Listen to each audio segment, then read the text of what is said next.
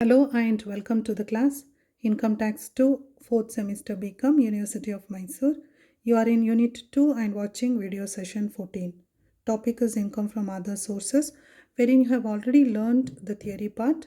We will solve the problems today. So let us move on with the class. Problem number 1. From the following information of Atit, compute his income from other sources for the assessment year.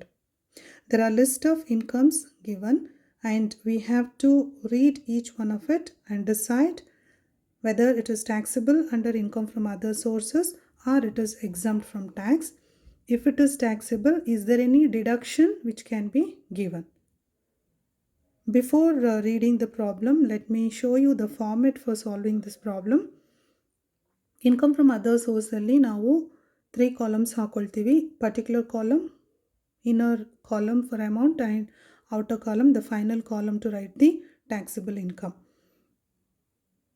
Problem ಅಲ್ಲಿ ಕೊಟ್ಟಿರುವಂಥ ಎಲ್ಲ ಐಟಮ್ಸನ್ನು one by one ನಾವು ಬರ್ಕೊಳ್ಬೇಕು. ಏನಾದರೂ deductions ಇದ್ದರೆ ಆಗ ನಾವು first ಕಾಲಮಲ್ಲಿ adjustment ಮಾಡಿಕೊಂಡು ಲಾಸ್ಟ್ ಕಾಲಮ್ಗೆ ಟ್ಯಾಕ್ಸಿಬಲ್ ಇನ್ಕಮನ್ನು ಬರೀಬೇಕು. And at the end we have to total the last column and write total taxable income from other sources. ಇದು ನಾವು ಪ್ರಾಬ್ಲಮ್ ಸಾಲ್ವ್ ಮಾಡೋದಕ್ಕೆ ಯೂಸ್ ಮಾಡುವಂಥ ಫಾರ್ಮೆಟ್. ನಾವು let's go back to the problem. First one, income from agriculture land in Nepal. ಅಂದರೆ income from agriculture land outside India ಇರೋದ್ರಿಂದ last ಕಾಲಮ್ಗೆ taxable. Directors fees received 10,000. This is income from other source, therefore taxable. Ground rent from land in Mysore 5,000. This is taxable. Land in Mysuru ಅಂತ ಅಂದ್ಕೊಂಡು confuse ಮಾಡ್ಕೋಬೇಡಿ. Ground rent ಅಂತಿದ್ದಾಗ commercial ಅಂತ ನಾವು tax ಮಾಡ್ತೀವಿ. Income from agriculture land in Kanpur ಅಂದರೆ income from agriculture land in India ಇದ್ದಾಗ it is exempt from tax. So we are not writing the amount. Interest from deposit from Canara bank, ಬಡ್ಡಿಯಲ್ಲಿ ಬಂದಿರೋ income ಇದ್ದಾಗ it is taxable. Dividend from foreign company ಇದ್ದಾಗ taxable. 6,000 amount ಕೊಟ್ಟಿದ್ದಾರೆ.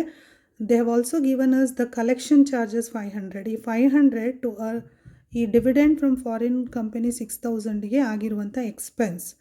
6,000ಇಂದ ಈ ಎಕ್ಸ್ಪೆನ್ಸನ್ನು minus ಮಾಡಿಕೊಂಡು 5,500 remaining ಅಮೌಂಟನ್ನು last ಕಾಲಮ್ಗೆ taxable ಅಂತ ಬರಿತೀವಿ.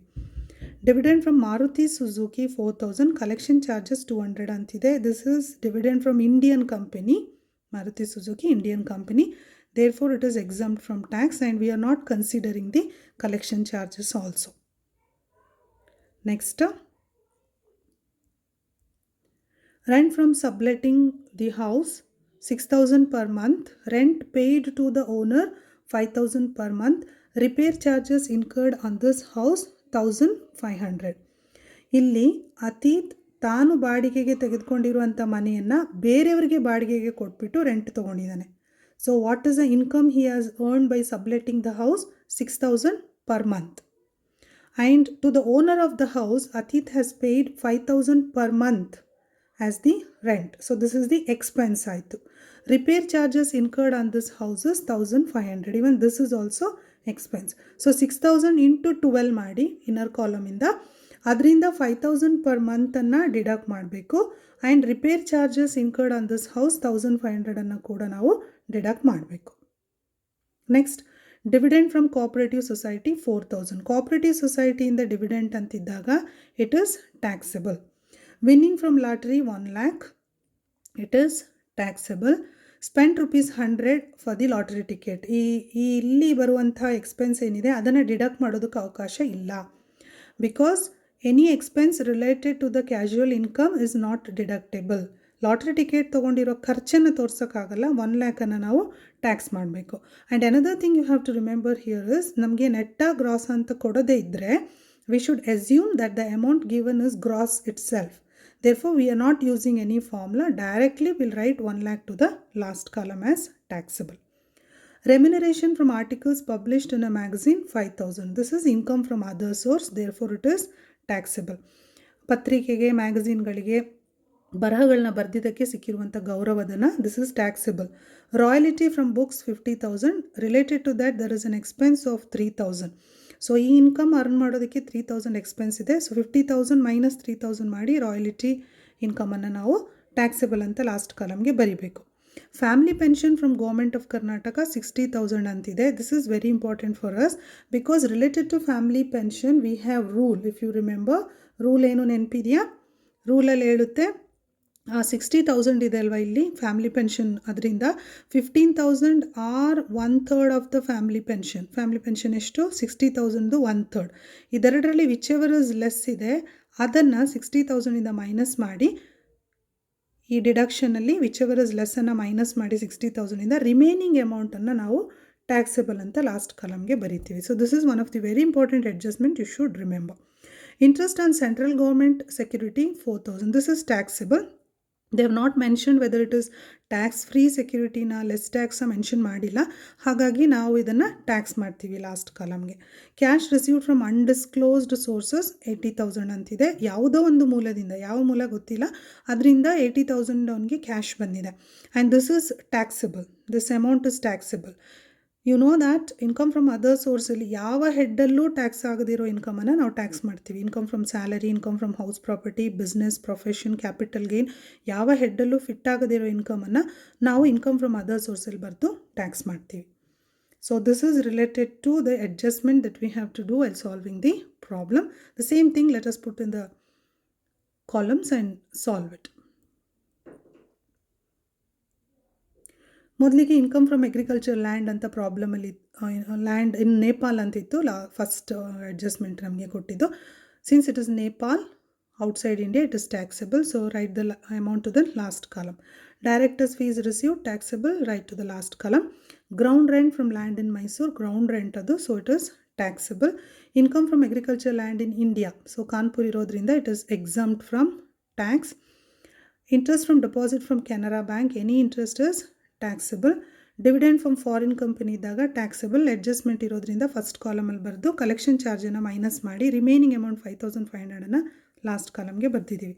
Dividend from Maruti Suzuki Indian company ಆಗಿರೋದ್ರಿಂದ that is exempt. Rent from subletting the house 6,000 per month ಇರೋದ್ರಿಂದ 6,000 into 12 72,000 first column. Rent pay to the owner, ಮನೆ ಓನರ್ಗೆ 5,000 into 12 ಖರ್ಚಾಗಿದೆ, ಸೊ ಅದನ್ನು ಮೈನಸ್ ಮಾಡ್ಕೊಳ್ತಾ ಇದ್ದೀವಿ. ರಿಪೇರ್ ಚಾರ್ಜಸ್ ಆ ಮನೆದು 1,500 ಇದೆ, ಅದನ್ನು ನಾವು ಡಿಡಕ್ಟ್ ಮಾಡಿಕೊಂಡು ರಿಮೈನಿಂಗ್ ಅಮೌಂಟ್ 10,500 ಟ್ಯಾಕ್ಸಬಲ್ ಅಂತ ಬರೀತೀವಿ. Next is dividend from cooperative society ಇದ್ದಾಗ always we should tax it. So 4,000 to the last column. Winning from lottery we have taken to the last column. Lottery ಟಿಕೆಟ್ದು ಅಮೌಂಟನ್ನು minus ಮಾಡಬಾರ್ದು, ನೆನ್ಪಿಟ್ಕೊಳ್ಳಿ. Remuneration from articles published in magazine, ಇದರಲ್ಲಿ ಸಿಕ್ಕಿರುವಂಥ ಮೊತ್ತ taxable, 5,000 last column.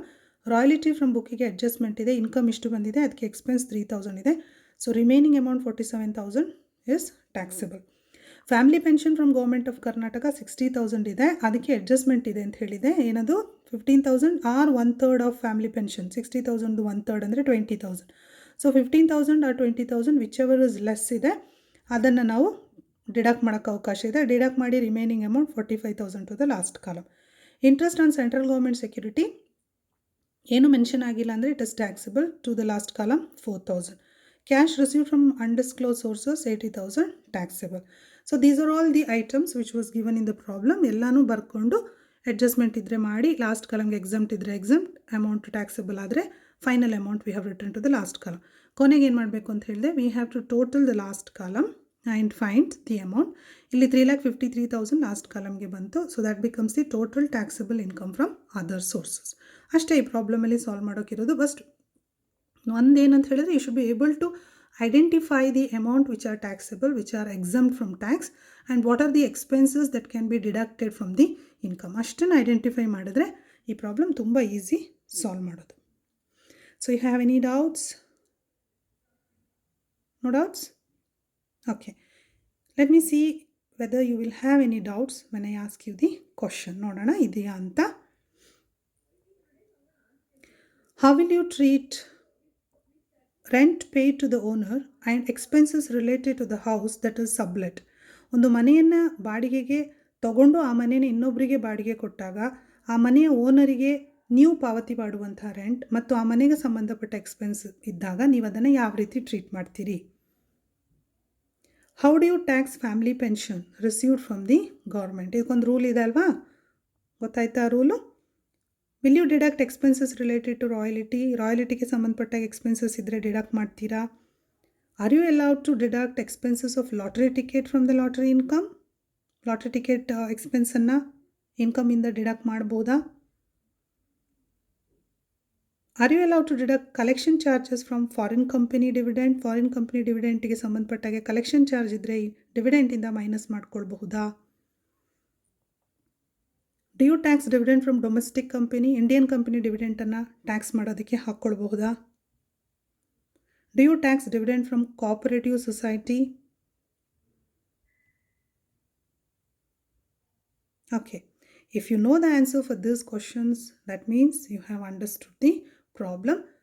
So you have to solve the next problem, okay, which you have to solve in your notes. So next problem ಯಾವುದು ಅಂತ ನೋಡೋಣ. ಇದು ನೀವು ಸಾಲ್ವ್ ಮಾಡಬೇಕು. ಗ್ರೌಂಡ್ ರೆಂಟ್ 5000 ಅಂತಿದೆ. ಏನು ಮಾಡಬೇಕು? ಟ್ಯಾಕ್ಸ್ ಮಾಡಬೇಕು.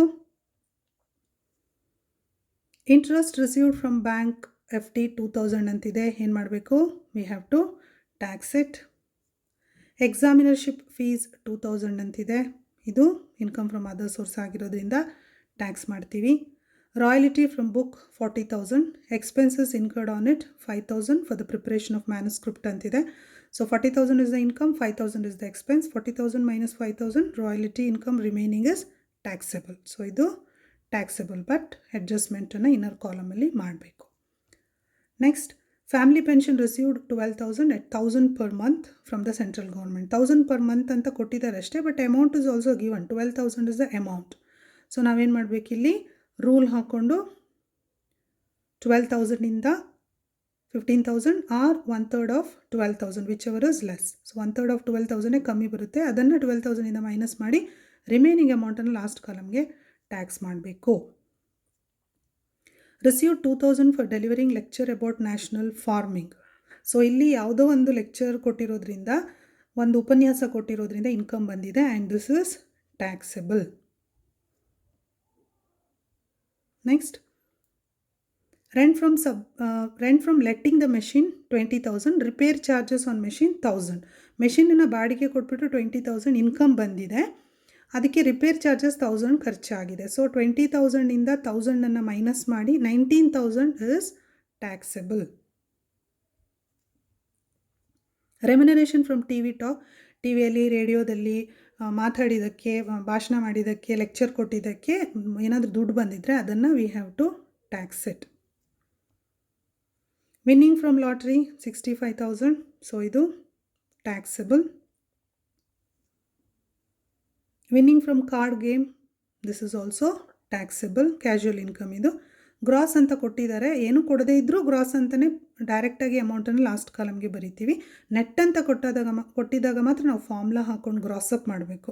ಅದಿನ್ನೂ ನಿಮಗೆ ಹೇಳ್ಕೊಟ್ಟಿಲ್ಲ ಈ ಪ್ರಾಬ್ಲಮಲ್ಲಿ, ಥಿಯರಿಯಲ್ಲಿ ಹೇಳ್ಕೊಟ್ಟಿದ್ದೀನಿ. ಸೊ ಇಲ್ಲಿ ಏನು ಮಾಡಬೇಕು? ವಿನ್ನಿಂಗ್ ಫ್ರಮ್ ಕಾರ್ಡ್ ಗೇಮಲ್ಲಿ ಗ್ರಾಸ್ ಅಂತ ಇರೋದನ್ನು ಇಗ್ನೋರ್ ಮಾಡಿ, because gross, if nothing is given then also it is gross. For example ಇಲ್ಲೇನು ಕೊಟ್ಟಿಲ್ಲ, ನಾವು ಗ್ರಾಸ್ ಅಂತಲೇ ಲಾಸ್ಟ್ ಕಾಲಮ್ಗೆ ಡೈರೆಕ್ಟ್ ಬರೀತೀವಿ. Same thing, directly write to the last column 25,000 and tax it. Dividend from Indian company ಗೊತ್ತಲ್ವಾ?